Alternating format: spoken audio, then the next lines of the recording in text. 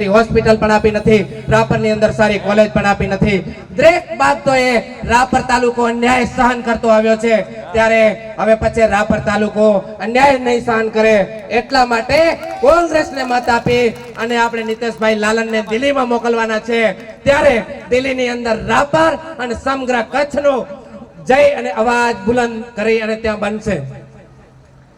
મિત્રો, આપણા મોદી સાહેબે અનેક વચનો અને અનેક પ્રલોભનો થકી આપણે ગુજરાતની ગાંધીનગરની ગાદીએથી એમને દિલ્હીની ગાદીએ મોકલ્યા, પરંતુ એમણે માત્ર ને માત્ર સત્તાના લાલચુ, એમણે માત્ર ને માત્ર બસ ખાલી માત્ર ને માત્ર બે લોકો દેશને ખરીદે અને બે લોકો વેચે, આ રીતનું કામ કર્યું છે। મિત્રો, વાત થઈ હતી ખેડૂતોના દેવું માફ કરવાની। ખેડૂતોના દેવા માફ થયા?